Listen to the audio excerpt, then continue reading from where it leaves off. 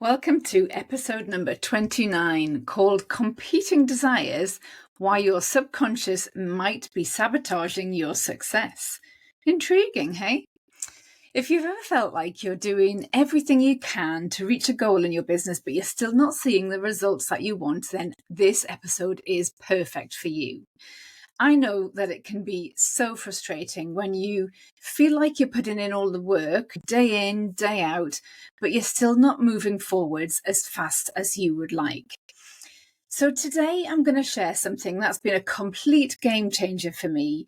We're going to uncover those subconscious blocks that might be holding you back, and more importantly, how you can address them and create real momentum in your business. So this is another episode all about mindset. It's about self-awareness, really, and we're diving into what might be happening under the surface when things aren't moving forwards for you. I'll also be giving you some powerful questions that can help you identify and dismantle those hidden barriers. If you are listening to this today whilst you're driving or at the gym or you're cooking dinner or you're just generally multitasking, I want you to make some time later in your day. Just grab a notebook and a pen and get comfy and get ready to spend a little bit of time journaling out. With that said, let's dive in, shall we? Have you ever had a goal in your business that seems to be impossible to achieve? No matter how hard you feel like you're working, you just don't feel like you're making progress. There's definitely areas in both of my business actually where I feel at times like the growth isn't really happening as quickly as I would expect. And I feel a sense that it might be me getting in my own way. I've actually been feeling this really recently in the children's nutritionist, and I'm going to tell you about that in a moment. And this is what's prompted me to record this episode for you today. And from what I've learned from my experiences is this is actually a really common phenomenon, really, in the entrepreneurial space. You really are not alone if you resonate with what I'm talking through. I want you to imagine this. You're in a swimming pool and you're heading towards the end of the pool, but there's a current below the surface that's pushing against you. You can't see it, but you can definitely feel it. And no matter how hard you swim, you just can't seem to move as fast as you feel you should. And when you look around you, you see other people swimming the same stroke in exactly the same pool as you, but in their lanes, and they are zooming past you.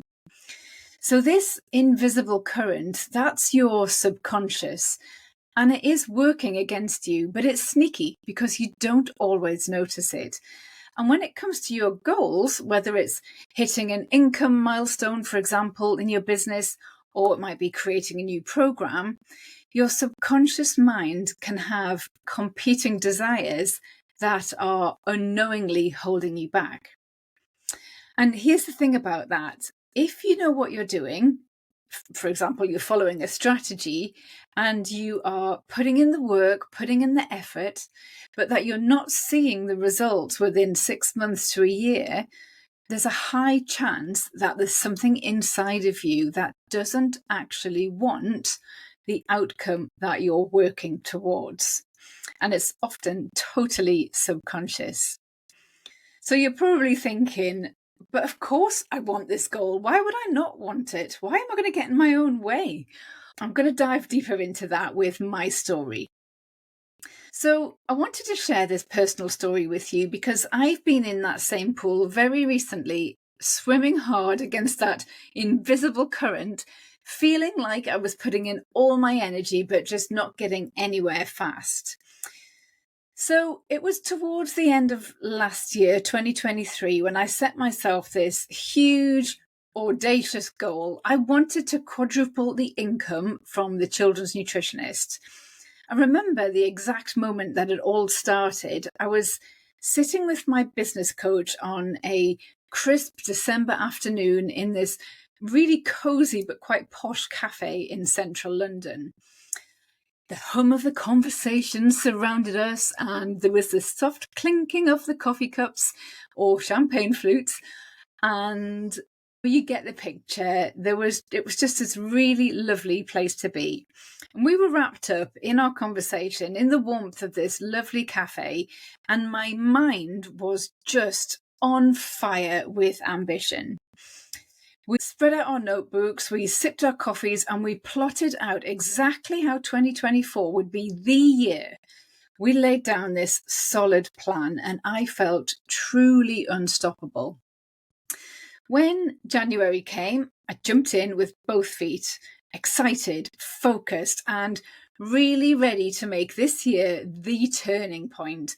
My whole focus was on bringing in new leads, finding the right people and nurturing those relationships, and then waiting for the perfect moment to pitch my high ticket offer. And I could already see the numbers in my head. More clients, making a bigger impact, helping more children, and of course, more money. But as the weeks ticked by, that initial excitement, it began to fade because my progress felt so slow, like I was trying to run through thick mud. I could feel the weight of it all just slowing me down. And the bottleneck was right at the very start. It was in that lead generation part. We just weren't attracting enough leads, or at least not at the speed that I had envisioned. Every week, I was checking my numbers, looking at the spreadsheets, waiting for that breakthrough moment, and it never came. It was like standing in front of a door, knowing the key is in your hand, but no matter how many times you try, that door just will not open. Frustration started creeping in. It was gnawing at my confidence. I couldn't see anything glaringly wrong, and I pivoted my strategy. My coach and I came up with new lead generation strategies. I thought, okay, this is going to be the one. But even then, it felt like I was trying to fill a bucket with a leak in the bottom. Every new lead that I brought into the children's nutritionist seemed to either unsubscribe within a matter of weeks, or just when it seemed like they were ready to work with me, their objections stopped them from handing over their credit card details, and they started asking for free advice instead. And of course, I'm a business strategist. I knew I was doing everything right, so this drove me mad. I'm used to seeing the bigger picture. I'm used to helping people navigate these challenges in their businesses. But when it came to my own business, I just couldn't work out why things weren't working. I'd take a look around at other businesses and other entrepreneurs, and it was almost painful to see how quickly they were achieving the milestones that I was also aiming for. They were following the very same strategies as me, putting in what looked like to be the same amount of work. So why were they speeding ahead while I felt stuck? I remember sitting at my desk one afternoon, scrolling through social media, doing more competitor research, and feeling this like pang of envy. I'd think, where am I going wrong? Why is it taking me so much longer? What am I missing here? It was like I was caught in quicksand. The harder I worked, the more I felt stuck. And then one day, I was listening to a business podcast, which I like to think of as CPD for my dietitians and business company. And the host shared a journaling prompt that literally stopped me in my tracks. The question was, what part of you doesn't want to achieve that huge goal? So at first, I'll be honest, I was a bit resistant to this. I almost scoffed at the idea. Of course, I wanted to make more money. Of course, I wanted to achieve this goal. I've always been really driven by money. And if you listen to last week's podcast episode, you'll know that about me. But something about that question just gnawed at me. It just sat in the back of my mind. So I made some time, I grabbed my journal and I started writing. This works really well for me. And what I found is the more that I wrote, the more uncomfortable I started to feel, because slowly I started to see something that I had not realized before. So over the next few days, as I kept journaling and reflecting on that question, it became really clear to me that actually part of me didn't want to hit that massive financial milestone. I started to explore What do I fear might happen if I achieve that big goal? And the realization hit me like a ton of bricks, because with more success, with more clients, would come more problems. I'd get more refund requests, I'd get more complaints, I'd have more customer service issues, and I am someone who absolutely hates conflict. I avoid it like the plague. I am the peacekeeper. I'm the one who wants to keep everyone happy, to feel heard, to walk away from any interaction with me feeling really satisfied. So the idea of dealing with more conflict and more complaints and more negativity felt like this storm cloud that was looming over me. But it wasn't just about the clients, actually. As I went deeper, I realized that I also had this fear about becoming more visible, because with more visibility becomes more scrutiny, doesn't it? Especially in the space that I'm in. The Children's Nutritionist brand is all about helping families and children. And in my mind, more visibility meant opening myself up to more judgment. I imagined harsh criticisms, not just from random people on the internet, but from my peers, from the other pediatric dietitians who might not agree with my approach. To me, it was like walking into a spotlight, knowing that every misstep, every decision could be picked apart. And I'm sure I'm not alone here, but I hate being judged. These were, I should say, the competing desires. Part of me was fighting for the success, for the growth, for the financial freedom that came with quadrupling my income. But another part of me was desperately trying to protect myself from that potential negativity, from the stress of the conflict and the judgment.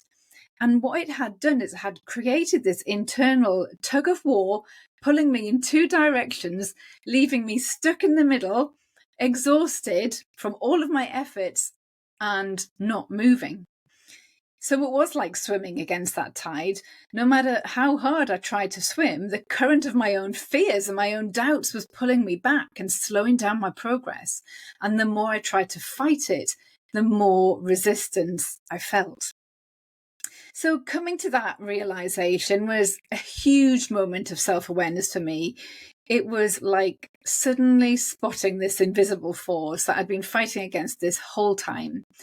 I'd been so focused on my external efforts, the strategies, the tactics, the hard work, the hours I was putting in, that I hadn't stopped to consider the internal conflict quietly holding me back. And once I saw that, it was really clear why my progress felt so slow. And that's what I want to get into with you today, the power of uncovering these subconscious blocks that might be creating resistance in your life. Because until we identify these competing desires, we'll keep putting in the effort, but we will stay stuck. Let's talk about how you can start doing this work for yourself, how to recognize if you've got hidden barriers, how to shift your mindset, and finally start to create the momentum that you need in order to reach your goals. So the very first step is understanding that when you're not making the progress that you expect, even though you're putting in the work, there's often something deeper going on, something inside of you that is resisting the outcome that you're working so hard for. So let's break this down.